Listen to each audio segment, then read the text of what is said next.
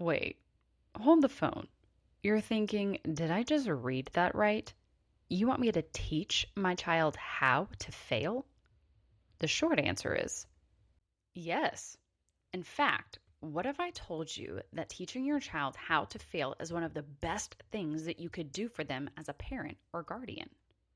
Studies have shown that the biggest indicators of a child's success are their belief in their own abilities and how they handle challenges. Forbes magazine asked employers what they look for in employees, and among the top answers were adaptability and flexibility, critical thinking and problem solving, and resilience and growth mindset. These qualities create employees that embrace new challenges and learning opportunities, can analyze complex situations, think creatively to come up with innovative solutions, and pivot when necessary. So you might be thinking, where does failure fit into all of this? Let's think about it like our bodies building muscle. In order to get stronger, our bodies must be taken to the point of failure. This allows it to learn, grow, and adapt. It turns out our brains are built the same way. In fact, neuroscientists believe our brains are built to understand failure better than success, processing failure at double the speed of success. This means our brains can break down our failures and figure out what went wrong faster than it can figure out what happened to make us successful. The problem comes when failure creates frustration and stress that makes someone want to give up.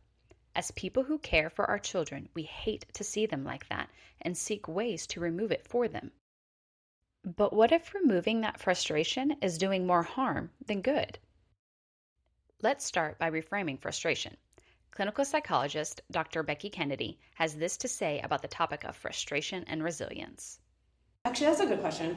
What does resilience feel like? I think the word resilience has a positive connotation, but when you're being resilient, it definitely does not feel positive. I think that's so beautiful. Being resilient doesn't feel resilient at all. It feels so messy. Another way of thinking about it is we also have not knowing and knowing. The space between not knowing something and knowing something is really painful, especially if you've fashioned yourself to be someone who's academically talented, because then it almost feels like your academic success or your identity as a smart person is tied to knowing. When you're in the space of that, it's really easy to want to exit something. So this has a name in my mind, right? It's called the learning space.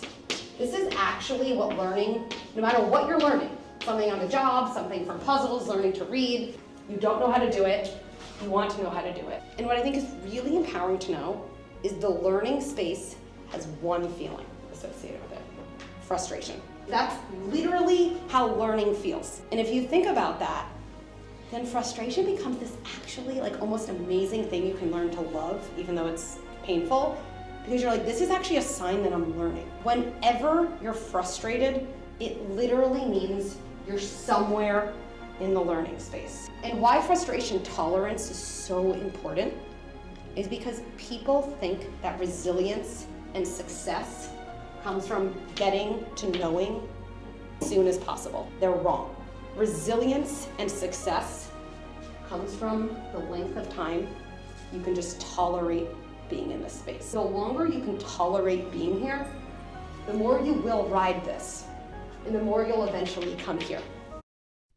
So what can we do as caregivers to help our children learn not only how to fail, but that failure can actually be good? 1. Don't rescue too quickly. While your instincts may be to help them, when we swoop in to take care of a problem or offer assistance too early, we remove the need for them to navigate and solve problems on their own. 2. Don't expect or demand perfection. Most of us haven't done anything perfect the first time. Allow them to make mistakes without criticism. We need to create a safe space where children can fail, reframe the failure, and be given the opportunity to adapt and grow. 3. Praise the effort more than the results. Too often, our default is to say, "Great job," or praise the final product like, "Your poster looks amazing." But this attaches the success to the product, not the process, which could lead them to focus too much on the outcome rather than the effort it took.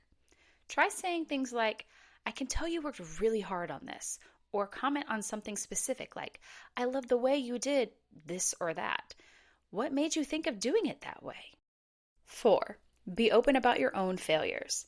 Share times when you have failed and how you overcame the challenge or issue. Or even look for books about famous people who failed and how their failures led to their success. This will help develop a growth mindset about failure and normalize that everyone makes mistakes. Hopefully through this video, you've seen how teaching your children how to fail can eventually lead to their success. Raising kids is hard, but luckily we can do it together.